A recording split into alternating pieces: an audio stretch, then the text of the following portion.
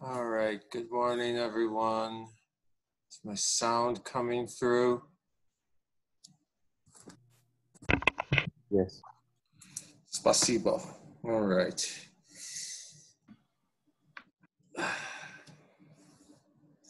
So I'll wait another minute. I just posted a correction to problem set 4. The last problem had a typo. I replaced the plus sign with a comma by accident. That's been fixed. I want to start by going over something I noticed on Friday's follow-up assignment. I didn't catch it until pretty close to the end, so I let it pass. You had to calculate the derivative with respect to x of 1 over 1 minus e to the minus x. The problem is that some people... Professor, I don't think we can see your screen. Oh, right. Let me fix that. Okay, you had to calculate the derivative of 1 over 1 minus e to the minus x. The problem is that some people got a plus sign in the denominator because the sum of e to the minus nx, n equals 0 to infinity, a lot of people wrote, and this is wrong,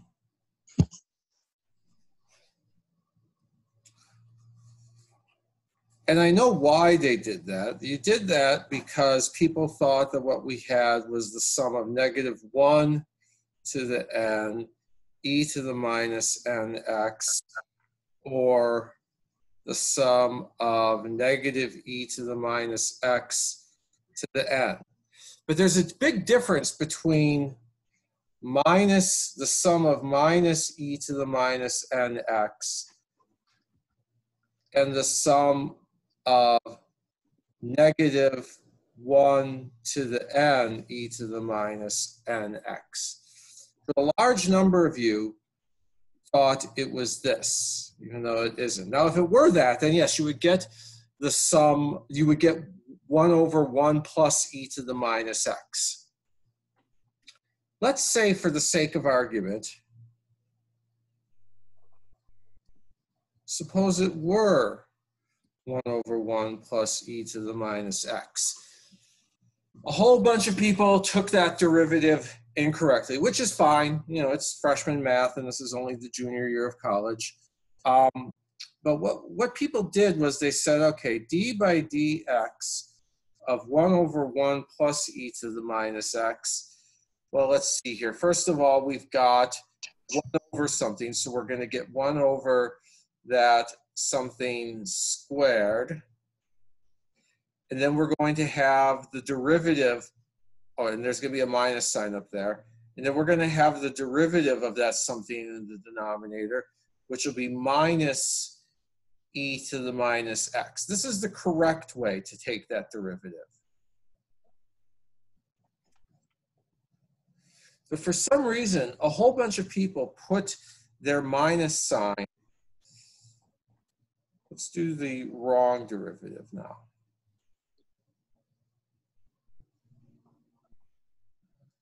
A whole bunch of people put that minus sign in here. You're like, well, I got to bring down a minus sign.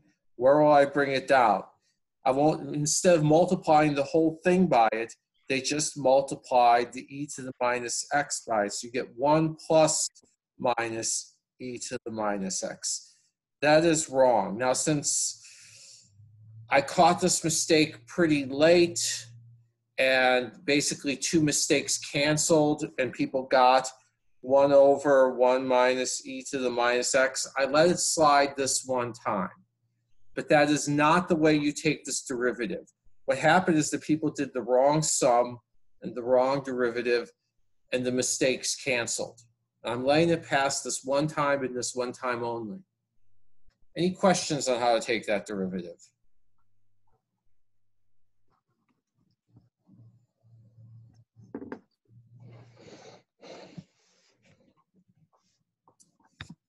Okay, let's start talking about vector products.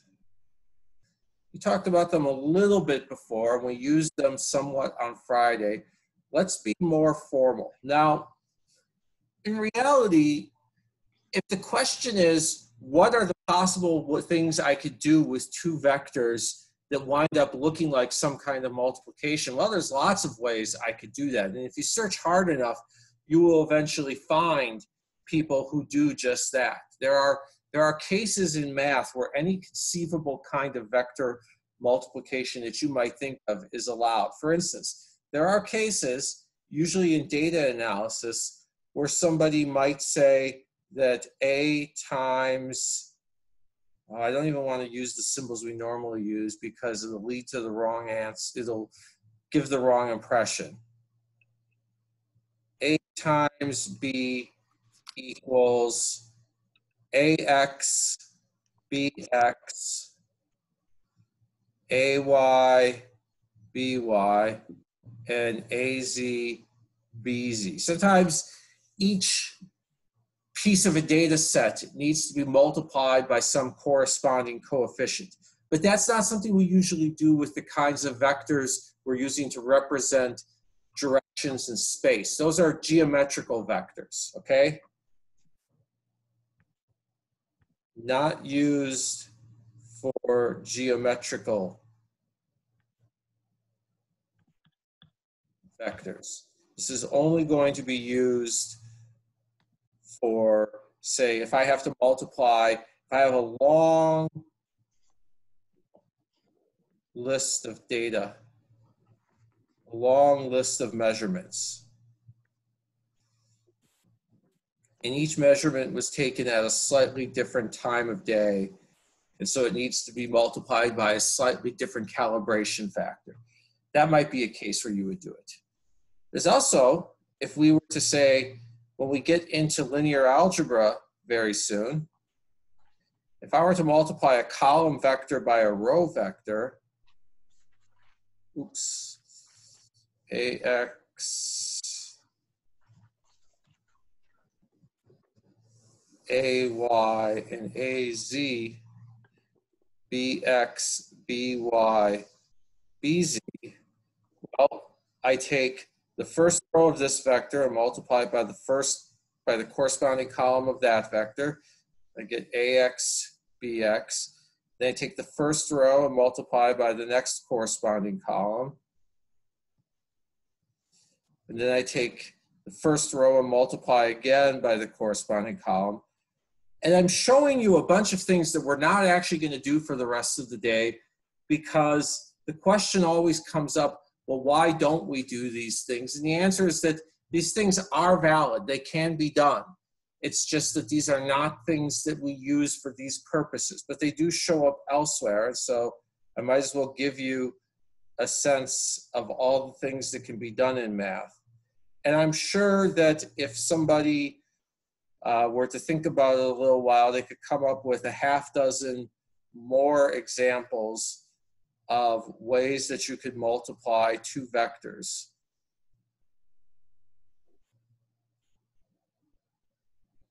But then again, we could also do it the other way, row dot column. If we were to take a row vector and multiply it by a column vector, as we're going to see in linear algebra, then we could just get a single number, which would look a lot like a dot product, because it is a dot product.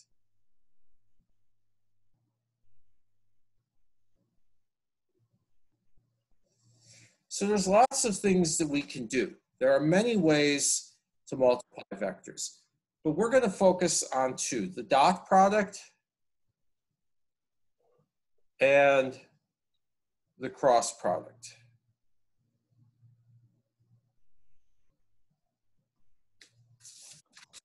All right. So the dot product is the most common way to take two vectors and get a scalar.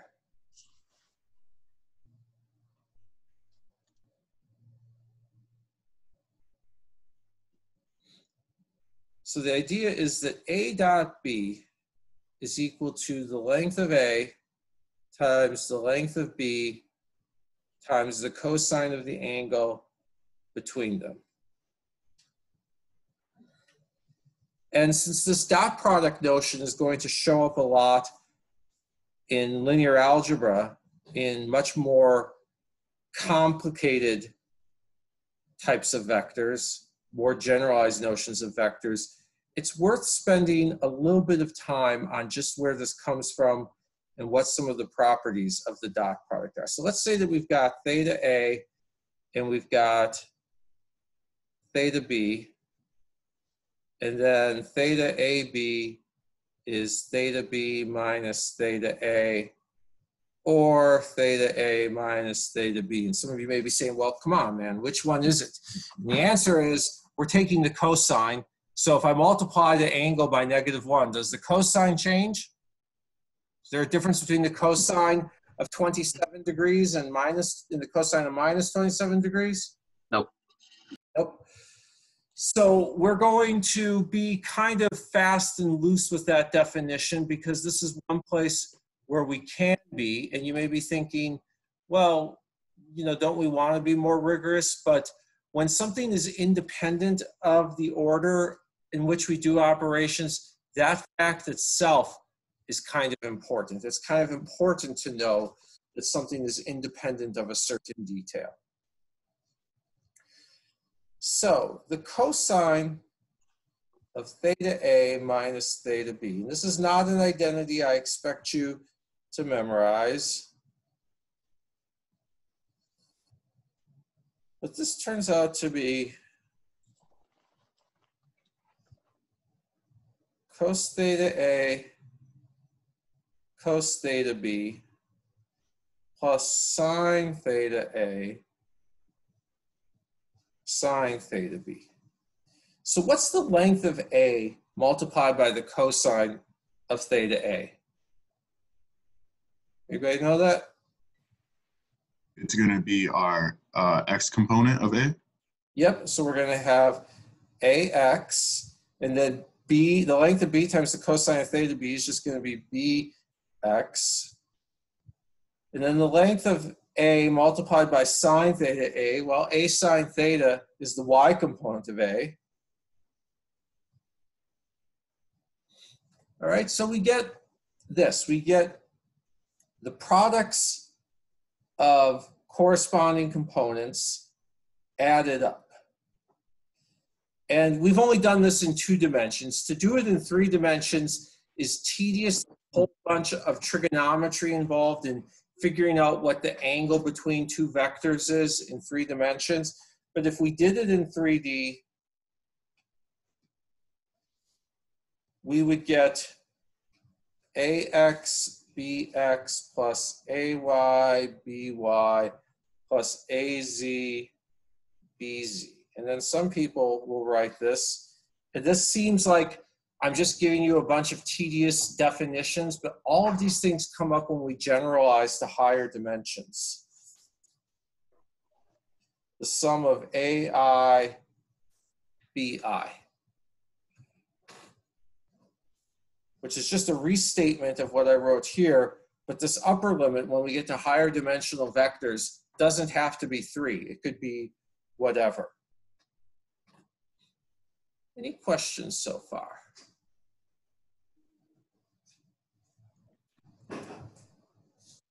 I have a question. So from what I've understood in my previous classes when learning about the dot product is that we're basically multiplying their parallel components, correct? Yes. So in our graph here, we're measuring theta from the x-axis. What happens if we were to measure the theta from the y-axis? Do we still use cosine, or would we have to change that into sine? I'm going to do you one better and talk about measuring theta from an arbitrary axis. Okay, cool. Next point.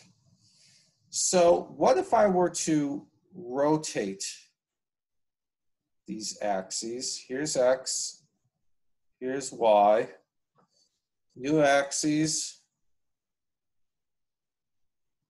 x prime, blah.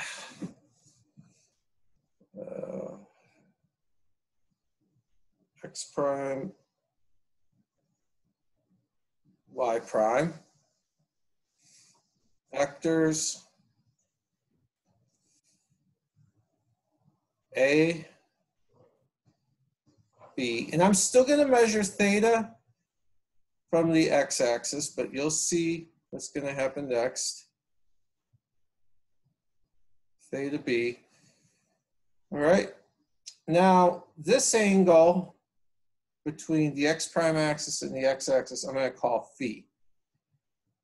And if I wanted to, what I could do is I could compute ax prime bx prime plus ay prime by prime. And we'll ignore z because all of this can be done in 3D. It's just many, many more steps of inverse trig functions and whatnot. All right, so let's try doing that. I'm going to get the length of A times the length of B for each of these components, because whatever component of A is still going to be proportional to the length of A, and so forth. So I'm going to get cosine of theta A minus phi, cosine of theta B minus phi, because theta A minus phi is the angle between the vector A and the x prime axis, and theta B minus phi is the angle between the vector B and the x prime axis, plus sine of theta A minus phi, sine of theta B minus phi. Okay, that's what I would get if I were to do all of this in terms of a new axis. All right, so where does this leave us? Well, we could use trig identities. And if we use trig identities, what we're going to get is that this whole thing here is the same as the cosine of theta A minus phi minus theta B minus phi, because up here, if I have the product of the cosines plus the product of the sines, that is the cosine of the difference. So here I've got the product of two cosines plus the product of two sines. That's got to, again, be the cosine of the difference. Then theta A minus phi, this whole thing becomes theta A minus phi minus theta B plus phi, which is just theta A minus theta B. So it looks like we get the same thing no matter what axis we work with. Because you may be thinking, but well, you measured from x prime, not from y. Well, I could just rotate out to here. I could make phi equal to 90 degrees, and then this would be my axis. So no matter what axis I work from, I get the same result. Any questions?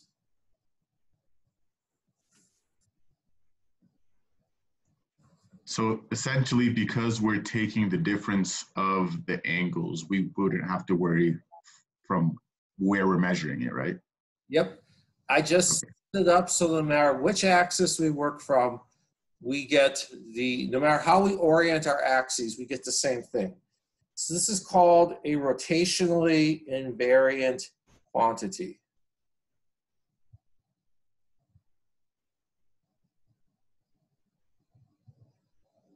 Or coordinate independent. I could choose a different system of coordinates and come up with the exact same number, no matter what system of coordinates I work in. I've defined it in a way that is independent of my choice of axes. And that's pretty important in the higher realms of physics. Things that involve conservation of angular momentum ultimately come down to rotational invariance in the higher realms of theoretical physics.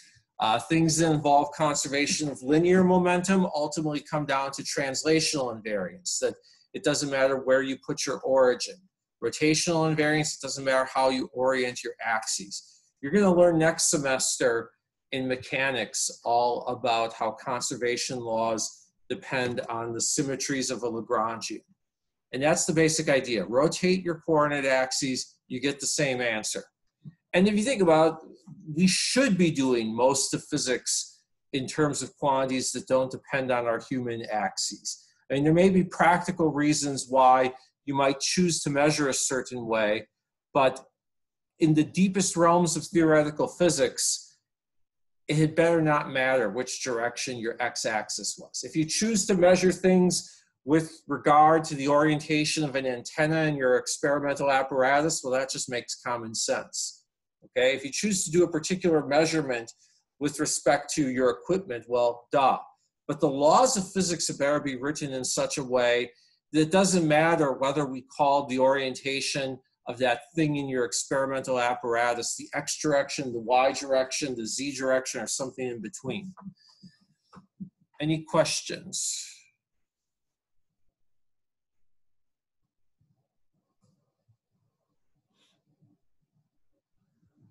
Let's talk more about what it means to say that we're working with parallel components.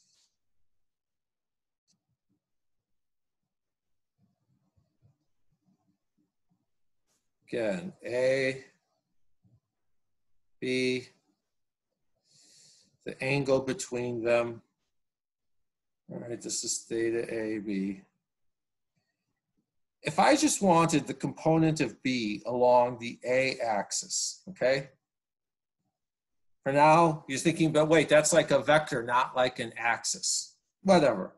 I have an axis that's pointing in the direction of vector A, and I just want a component along this axis.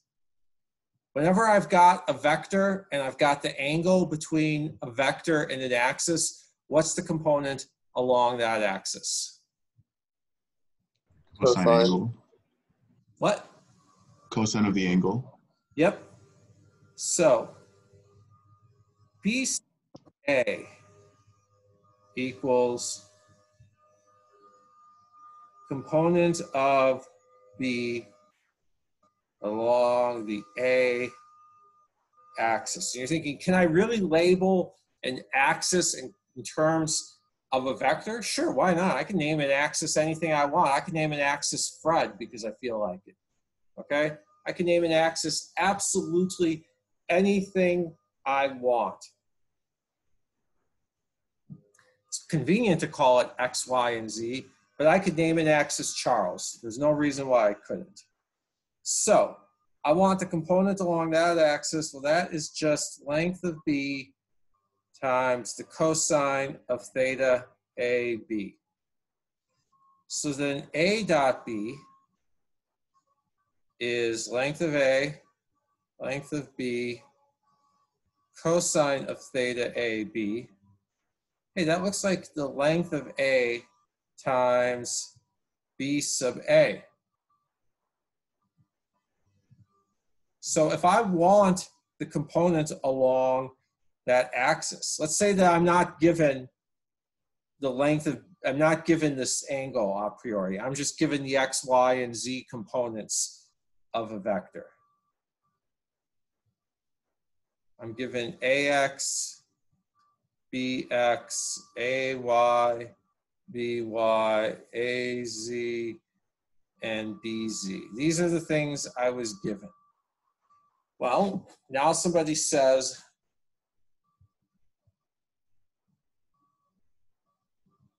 what is the component of B along the direction of A? All right, well, that's just going to be A dot B, because A dot B has B sub A. But what do I have to get rid of? What is it that I have to somehow divide out from this? The magnitude of A? Yeah.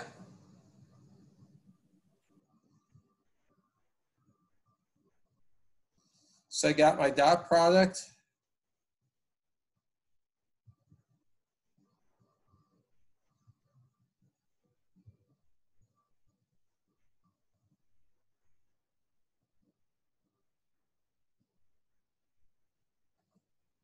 Then somebody else comes along and says, no, I don't want the component of B along A. I want the component of A along B.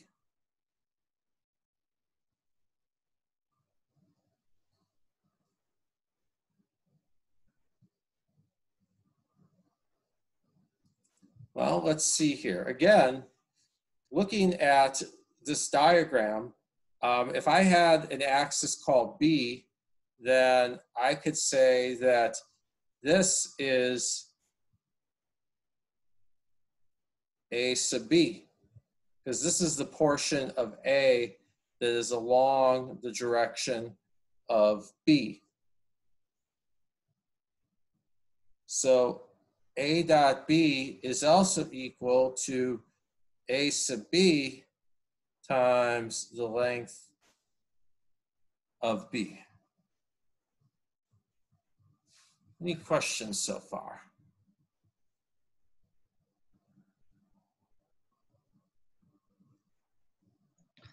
So how come we only get the scalar out of a cross product if we're multiplying each other by the same, or we're multiplying their parallel components? So, I mean, in my mind, we have a direction. So why do we only have a scalar?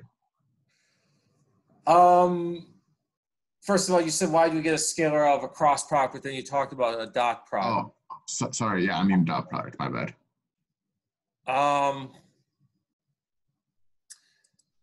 Good question.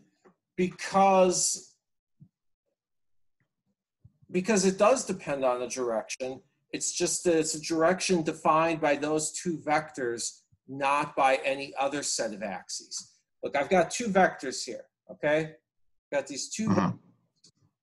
And it doesn't matter whether I call this one the x-axis, this one, or that beam up on my ceiling, or the direction of that lamp that you can see in the background. It doesn't matter what I call x. What matters is these two vectors. My answer depends on these two vectors, not the names I gave to any of my axes, not what I chose to call my axis, okay? It only depends, the dot product of two vectors depends on those two vectors and nothing else. So it's not a scale, well, it's a scalar because it doesn't depend on my external variables, all right? The dot product of two vectors, it better depend on the vectors. Just like the product of two numbers, it better depend on the numbers. But there's saying that the product of two vectors only depends on the vectors, and saying that it doesn't depend on anything. It better depend on something.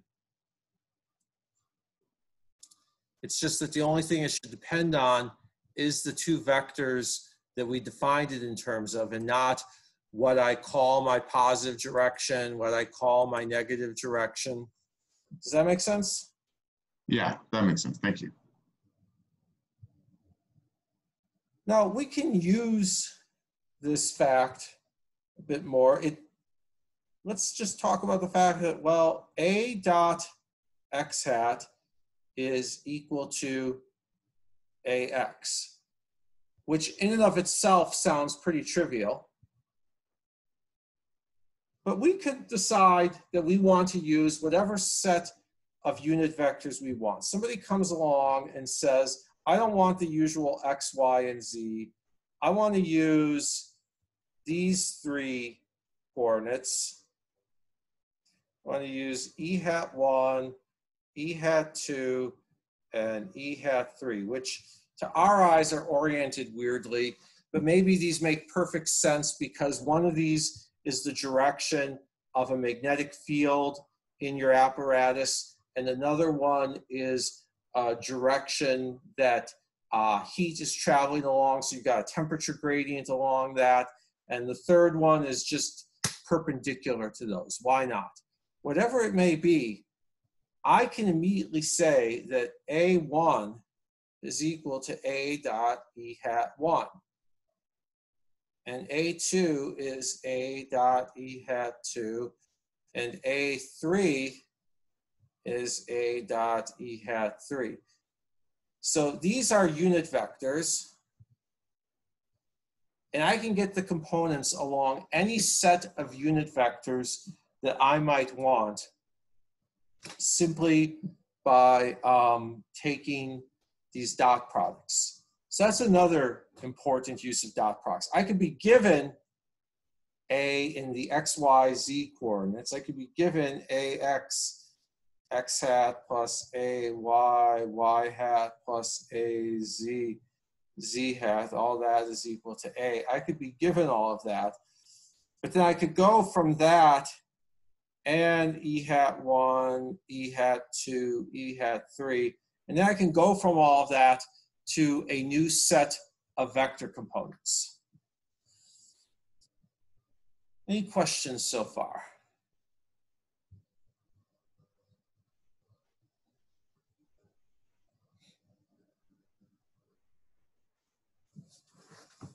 Another important fact about dot products, one that seems like a trivial restatement of things that you know, but it's going to become important on Wednesday when we go again to higher dimensions. In physics, we often deal with squared quantities. Kinetic energy is 1/2 mv squared. It can also be written as angular momentum squared over twice the moment of inertia for rotation. It's also equal to the momentum squared over 2m. There's a whole bunch of ways of writing down kinetic energy that involve squares of vectors. The potential energy in a spring is 1/2 k x squared. Or if that spring was in 3 dimensions, it would be 1/2 k times r squared.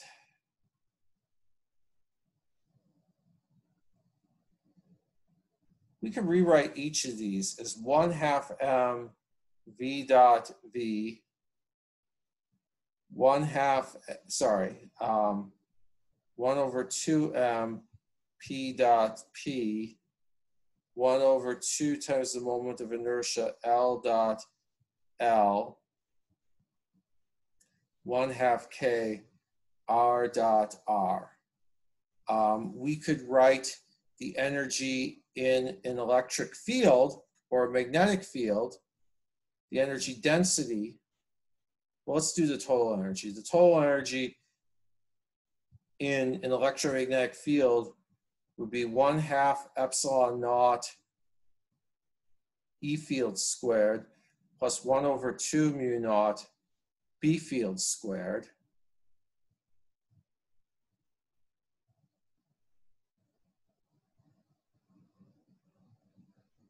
And that would be 1/2 epsilon naught E dotted with E plus 1/2 mu naught B dotted with B.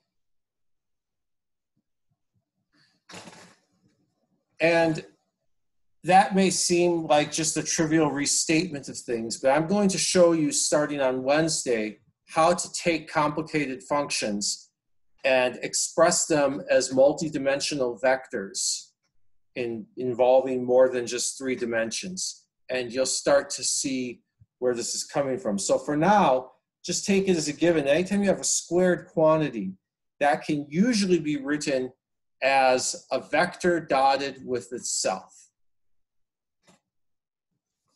Any questions?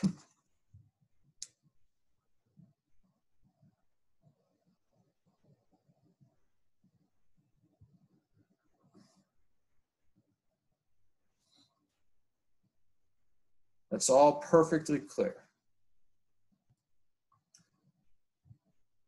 All right, so we've established that a dot product will tell you the component of one vector along another. Now let's suppose that I want to take some vector A, and I want to write it as A sub u u hat plus something that is perpendicular to u, where here's A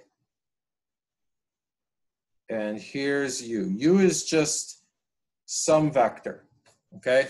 Maybe I want to find the component, the portion of one object's velocity that's along another object's velocity, because I'm interested in a collision problem. Maybe I want to find the component of an object's velocity that is parallel to the force acting on it, because I want to talk about the component of velocity that's going to change. Maybe I want to find the component of velocity that's just along whatever axis is convenient in my measurement apparatus. So we know that A sub u is just A dotted with u over the length of u.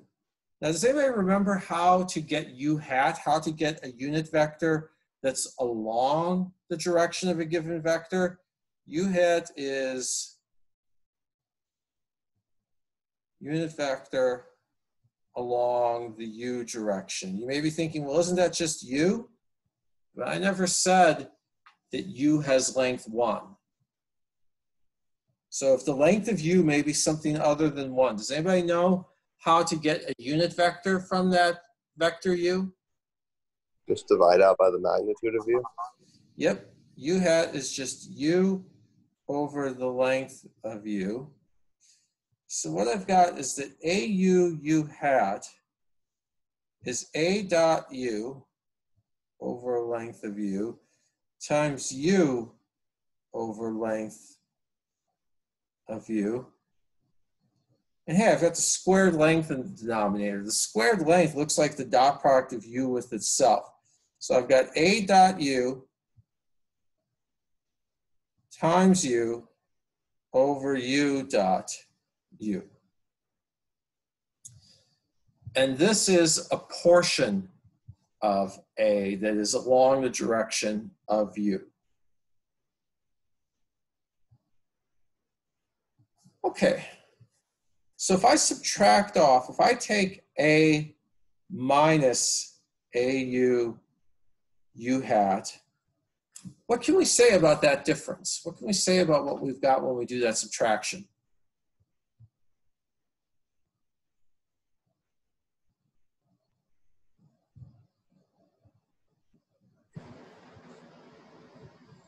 It's greater than 0? Oh, who said it's non-zero? What if A is parallel to u? Oh, true. Yeah. Yeah, what if A is parallel to u? Well, by the way you define the A vector on the top, then you are left with something perpendicular to you. Yeah. Yeah, any part of A that isn't along that direction must be, if it's not along that direction, it must be perpendicular to that direction. So if I were to write that, then I could say that A minus the portion along u is what I'm going to call A perpendicular.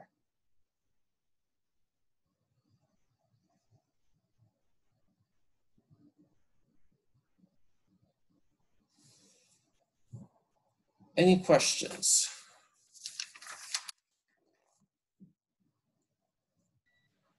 Yeah, I'm not seeing why necessarily the vector A subtracted by the u component times the unit vector of u is the perpendicular component. It has to be perpendicular because anything that's parallel to u has already been subtracted off. Let's think about it this way. If two things are perpendicular, what's their dot product? 0? Yep. If A dot B equals 0, then A is perpendicular to B. Or in more general language, we can say A is orthogonal to B. Now, we say orthogonal rather than perpendicular, partly to sound fancier, but also because perpendicular is very much a geometrical term. And it's a term that we define nicely in three-dimensional space. We're going to jump to higher dimensions on Wednesday. And when we jump to higher dimensions, we tend to use terms that aren't quite so manifestly Euclidean or three-dimensional. And so we're going to go with a more general term, orthogonal. So let's take A dotted with A minus AU U hat. So we're going to get, well, let's just do that.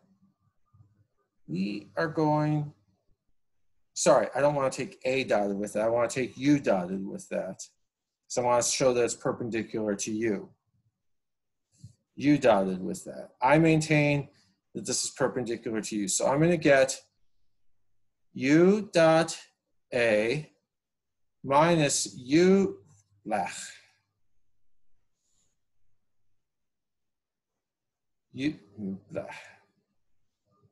U dotted with A dot U over U dot U. U dot A minus, well, the only thing that U can be dotted with here is U. You may be thinking, well, can't I dot it with A in the second term? Remember, in the second term, we don't have A as a vector. We've got A dot U, which is just some number. We don't have a quantity with a direction over here. The only thing, you can only dot a vector with a vector. You can only dot a vector with something that has a direction. And A dot U is just some numbers. So we get U dot A minus U dot U, A dot U over U dot U. Now, U dot U over U dot U, that cancels out, and we're left with U dot A minus U dot A. Something minus the same something is, hang on, carry the nothing, nothing. To paraphrase something from Firefly. Let me just say that Firefly is proof that cancel culture is nothing new. Firefly didn't even get an entire season. Anyway, enough geek rant. Does that answer the question of why they're perpendicular? For sure. Yeah, because the dot product of U with this quantity is 0. Whenever the dot product of two things is 0, they must be perpendicular.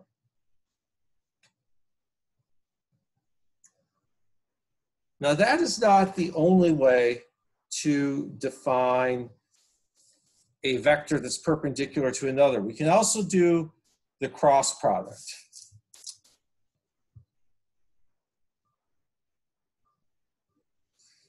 Everything that I'm about to say is hopefully mostly a review, not a first principles derivation or first exposure. So we got the cross product of two vectors. We get a vector with length AB sine theta AB, and strictly speaking, I should put that in absolute value.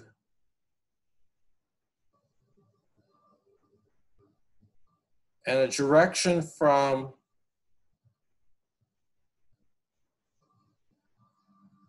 the right-hand rule.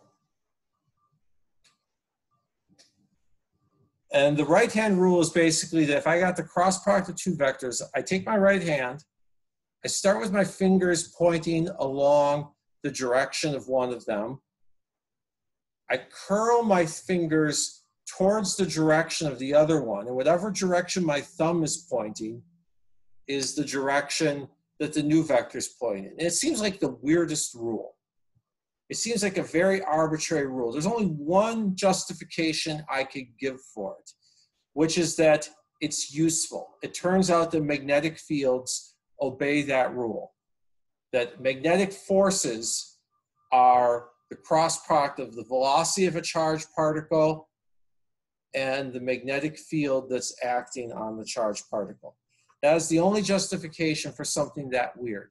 Now, of course, it's not that cross products that on the first day when God said, let there be light, and wrote down Maxwell's equations, and of course he wrote them down in terms of a second rank antisymmetric tensor given in Heaviside Lorentz units, because God has a deep appreciation for good systems of units. It's not that when the laws of electromagnetism were written down, he said, let there be light and let it follow rules that will make sense to some, basically to some apes that have lost most of their physical adaptations but aren't as smart as they think they are. That's not what was going on. It's not that God said, let this be written for the hand that's preferred by a majority of this intelligent ape species that shall one day arrive. That's not how the laws of physics work. What it is that we have to have a vector that's perpendicular to the other two vectors. And then we get into something that is basically a subtle issue of symmetry that we can talk about another day. But if I've got two vectors in three-dimensional space, there's only two directions that a vector perpendicular to them can point. If these two fingers represent two vectors, the third vector that's perpendicular to them can either go into the screen or out of the screen. Those are the only two directions that it could possibly go. So the laws of physics were not written down to match the dominant hands of a destructive invasive ape species that would emerge 13 billion years later on a small backwater planet. It's just that there's only two directions that vector could point, and we found it convenient to explain it in terms of our hands. All right, so some basic rules here.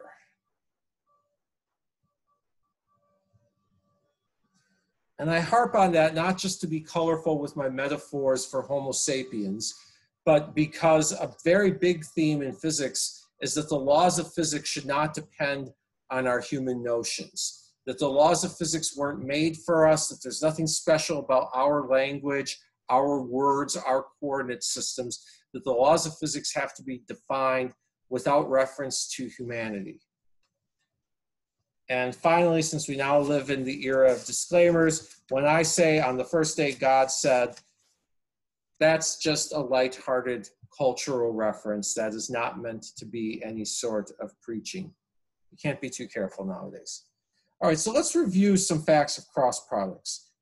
Let's start with cross products of unit vectors. X hat cross Y hat. Well, if you look at the way that these coordinate axes are drawn, if we place the fingers of our right hand along the horizontal axis and curl up towards the y-axis, our thumb comes out in the direction of the z-axis out of the screen.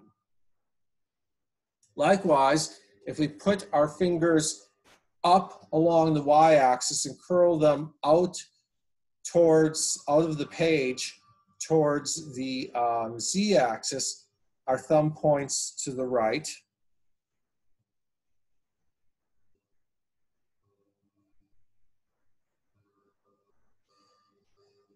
And finally, if we put our fingers out of the screen, well, out of the screen I'm staring at, which means into the screen which means my fingers are into the screen you're staring at. But anyway, we place our fingers in the direction of the z-axis, curl them towards the x-axis, our thumb points up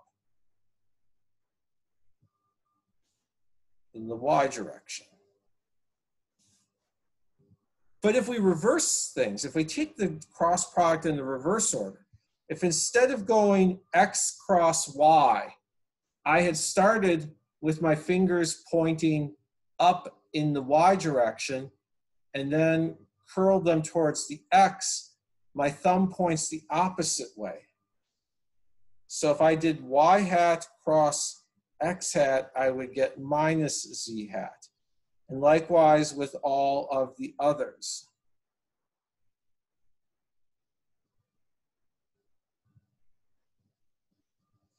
So here what we have is our first example of an operation that anti-commutes. You're used to commutative operations. You're used to the idea that 2 times 3 is 3 times 2, and 5 plus 6 is 6 plus 5. And then you eventually learn one non-commutative operation. 2 over 3 is not the same as 3 over 2.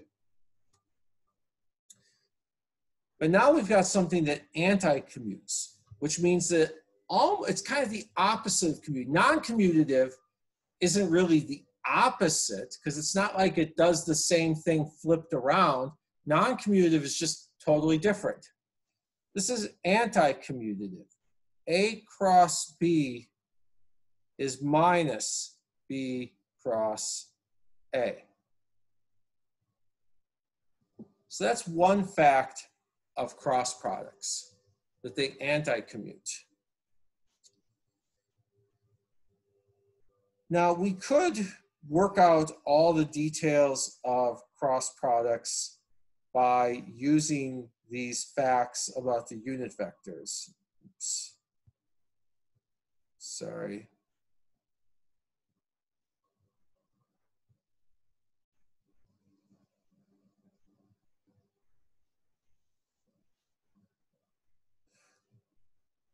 I'm just going to do a few terms if we were to work this out explicitly. If we were to take ax times x hat, just take the first term and cross it with each of the corresponding things on the other side.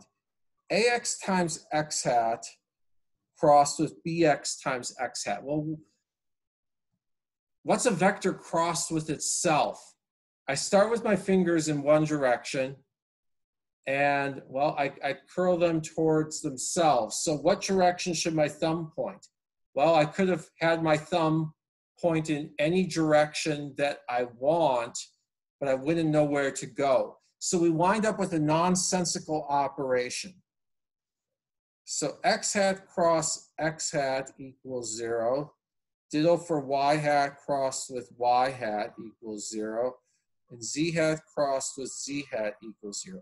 Another way to see that is, you know how I said that the length has to be length of A, length of B times the sine of the angle between them? Well, the angle between x and x is, let's see, nothing times nothing, carry the nothing, 0. And the sine of 0 is 0. So I'm left with ax x hat. If I cross the x hat with the y hat, I have ax by,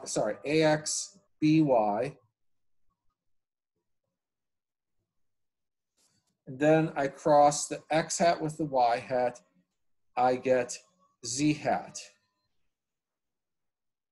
And then I take the x hat crossed with the z hat, and let's see, I get this.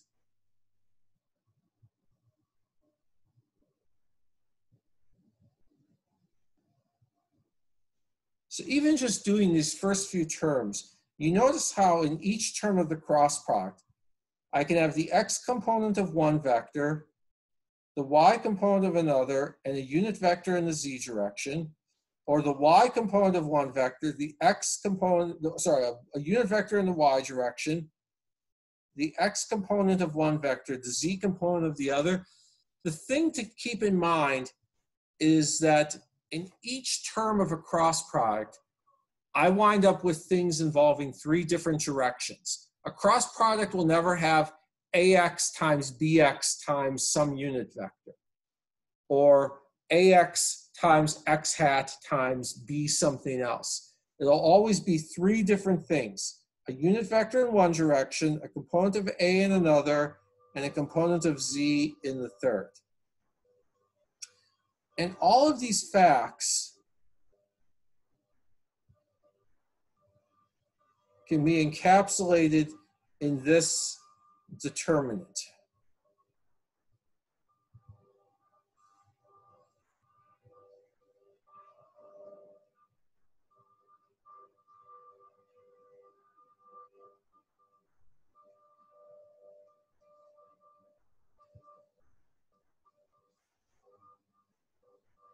And remember the way a determinant works, I assume you've seen the determinant somewhere.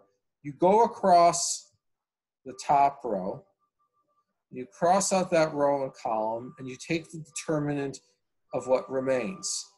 AY times BZ minus AZ BY.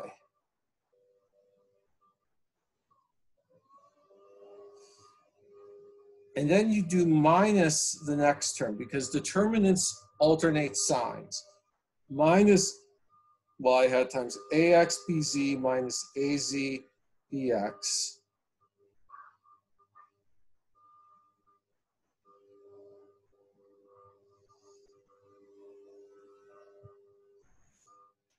And then finally, z hat, now it's plus again because it alternates, plus minus plus times ax by minus ay bx.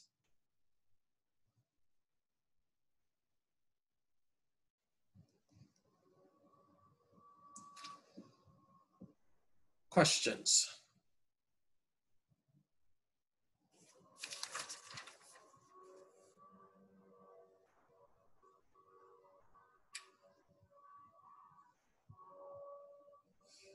I'm not going to spend too much time on the next thing, but I will just observe that there are triple products.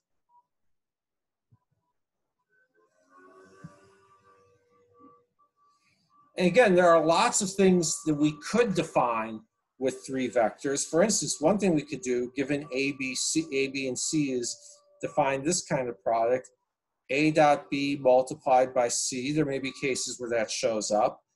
Or A times B dot C, or B times A dot C. These are all possible products.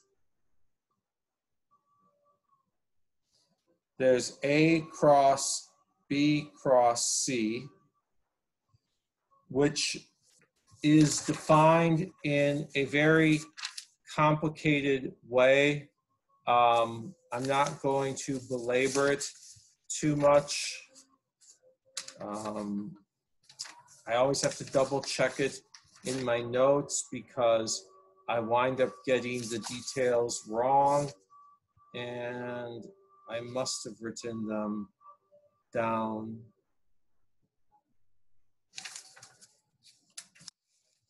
Oh yes, there they are. Somebody went and did all the grungy algebra to work this out.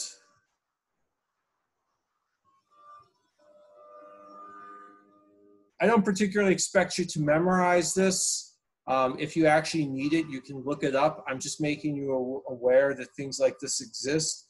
What I'm going to ask you to do on the problem set due next week is figure out whether or not this triple cross product is associative.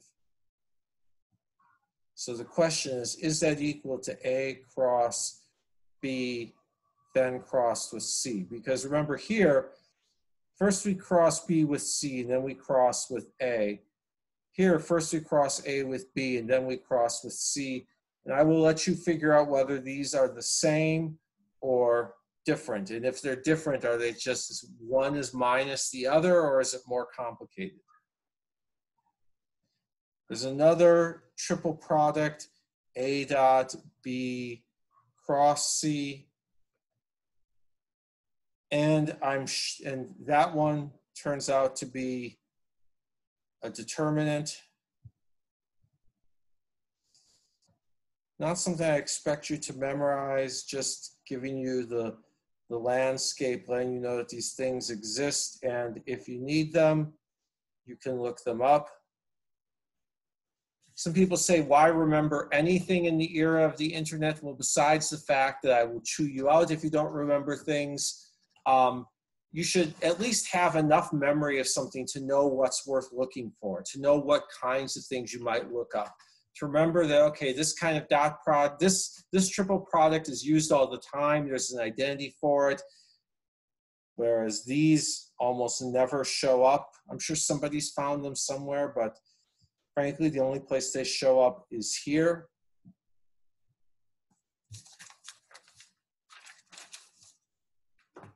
All right, I want to do one more thing today because it leads us into something that we're going to do in linear algebra. I want to talk about equations of planes and other surfaces. So let's start with the equation of a plane.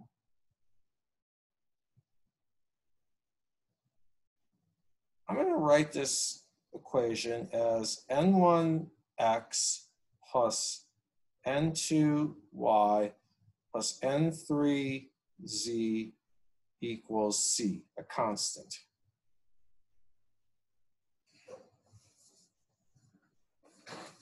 And the set of all points that would satisfy an equation like this is a plane.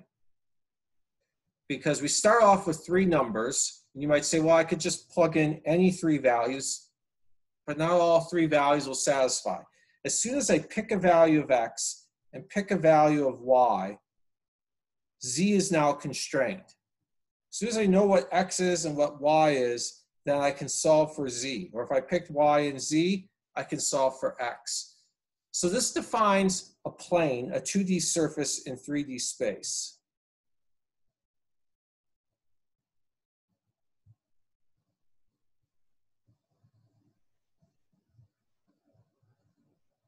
And if we just look at the structure of this, we could write this as n dot r, where n is n1 x hat plus n2 y hat plus n3 z hat, dotted with x hat plus y hat plus z hat, and setting all of that equal to c. So n dot r equals c. Now let's talk about why that identifies a plane and what that all means and how this relates to interpreting dot products. X, Y, Z. So we've got our vector n, which I have called n because n is the normal vector. Normal meaning a vector perpendicular to the surface.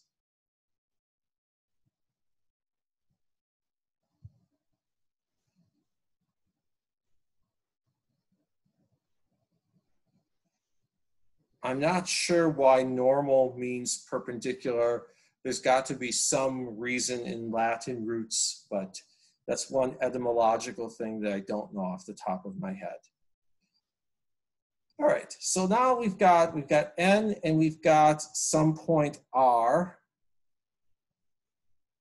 And if I were to take n dot r, well, n dot r would be equal to the length of n times the length of r times the cosine of the angle between them. Or I could write this as the length of n times r sub n, right? The component of r along n, which would be this. So, all right, for this vector, the component of r along n is this. Now, what if I had r over here? This is clearly a different r vector. Different length, different direction. Does it have the same component along n? Yes. Yeah, it does. Different theta, different length, same component along n. As does this one, as does that one, as does this one, if I were to extend this out. As does this one, as does that one, assuming I drew this well. Now, what if I were to pick a different value of c? If I picked a different value of c, I still have the same n. So I'm still taking the dot product of r with n. But if I were to increase the value of c, well, let's see here, r dot n is less than the new c. That's not going to show up. So I'm just going to go like that. Say R dot N is less than C nu, the new value of C. Whereas over here, R dot N equals the new value of C. All right, so C, this constant that R dot N is equal to, determines just how far along N our plane is located. So if I want to consider two different planes that have the same orientation, but are located differently, all I have to do is change the value of C. Any questions?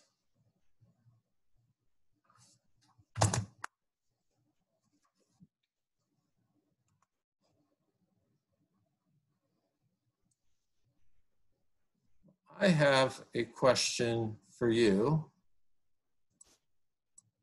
Oops, and it's supposed to be, I already had that set up. Okay.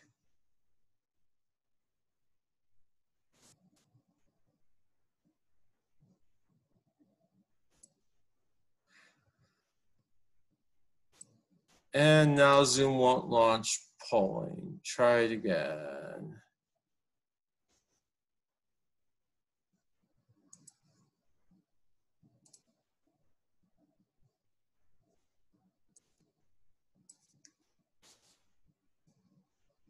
And Zoom won't let me launch the poll.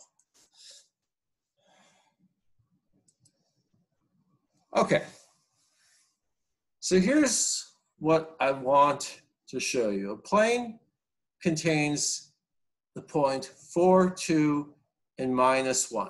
And we can write the equation of that plane as 3x minus 4y plus 12z equals 8. Let's verify that. 3 times x, well, at that point, it would be 3 times 4 is 12, minus 4 times -2, which is plus 4 times 2, or 8. So we've got 12 plus 8 is 20, plus 12 times z, or 12 times -1.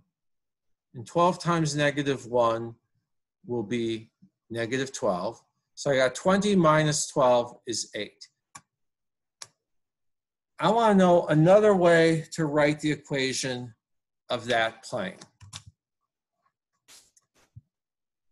And Zoom won't let me poll you on this. So let's just talk about, and if I were to ask, what'll happen is somebody will give answers until one person gives the right answer. If I poll you in the chat, once everybody's able to see what the popular answers are, that's going to go that way. So let's skip that. Let's just talk about each of these. Some people might think, all right, well, maybe another way to write the equation of that plane is to take each of these things and multiply each of these coordinates and multiply them by x, y, and z. But if we did that, this would just be a particular value of r, 4x hat minus 2y hat minus z hat, dotted with an arbitrary value of r, x times x hat plus y times y hat plus z times z hat. So that wouldn't work. That would basically be r dotted with r. And I see something popping up in the chat. Never mind. So this one would also be wrong for the same reason. This one would be wrong because we've multiplied the left side of this equation by 1, but we've multiplied the right side by -1. This one's actually right because we've divided the left and right side by 4. When we divide the right side by 4, we get 2. When we divide the left side by 4, we get 3/4, or 0.75. And oops, that should have been minus y. Don't.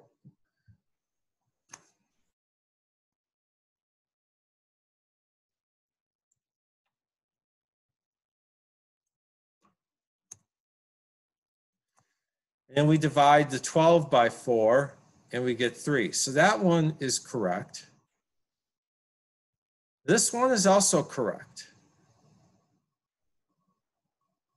Because this one, what we did is we added 4y to both sides, subtracted 3x from both sides, and then subtracted 8 from both sides. So we just rearranged things. So technically, once I've corrected it, 2 of these are correct. And I see something popping up in the chat.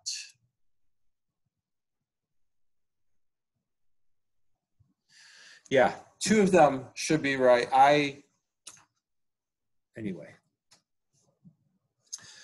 Okay, so we've got 5 minutes left to go, and we have Zoom polls not working. And rather than trying to embark on the next point in the next few minutes, I think that what I will do is just open it up for questions. Somebody must have a question on something I've discussed. I just wanted to make sure of something. Halfway through the lecture, you were pretty much just doing the projections of one vector onto the other, right? Yeah. Okay. Any other questions or any follow-up on that?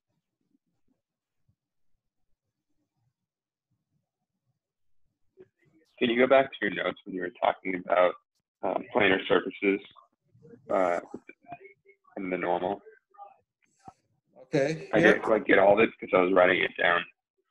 All right. I'm also going to post these online in a few minutes, but feel free to write down anything you want. I will also post it. Well, I was wondering why you wrote so many vectors of R in that last diagram. Because there are many different points on that plane. This is a point on that plane. This is a point on that plane. This is a point on that plane. These are all points on the plane. I can't see your screen. Oh. Because these are all points in the plane. They all have different R values. But even though they have different R values, they all have the same projection of R onto the normal vector. Okay, that makes sense. Anything else?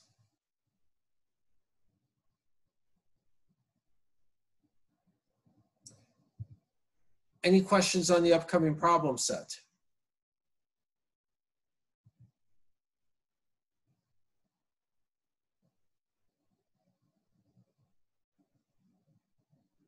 No questions on Wednesday's assignment?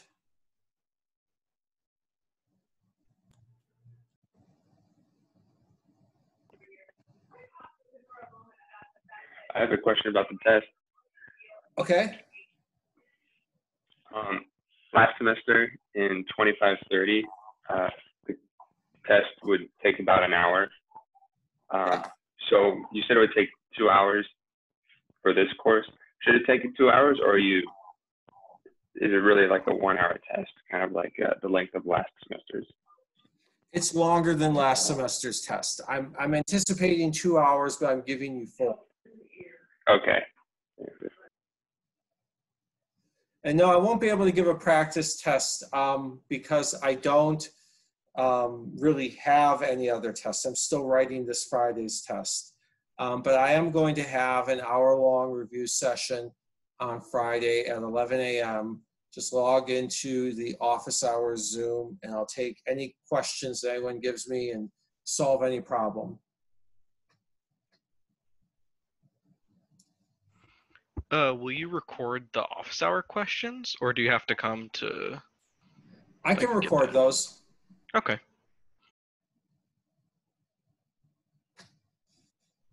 Review session during the test is the question. No, the review session's on Thursday. The test is on Friday.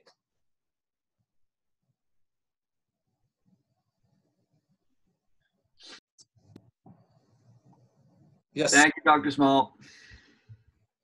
You have a question? No, sir. All right. Well, if I'll stick around if anybody else wants to ask something, but at this point you're free to go. Hey, Professor.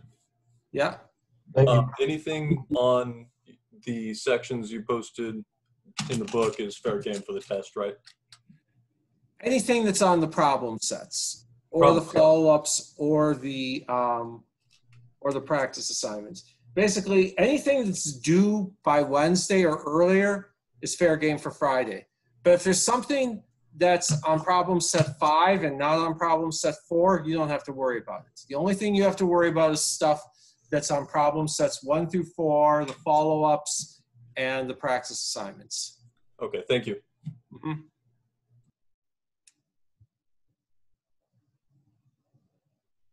Have a good day, Professor. Thank you. Mm-hmm. You too. Thank you, Professor. Bye. Thank you, Professor. You're welcome. Professor, I have a quick question. Can you describe what like a basis vector is again?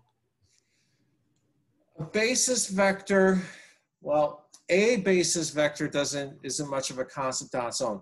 A basis is a set of vectors that you express your vectors in terms of. Like x hat, y hat, and z hat would be vectors that we express all other vectors in terms of. We choose 3 axes in space and write everything as combinations of those. Somebody else could say, I don't like these x, y, and z axes. I prefer these other axes. That should have been a straight line, but it wasn't.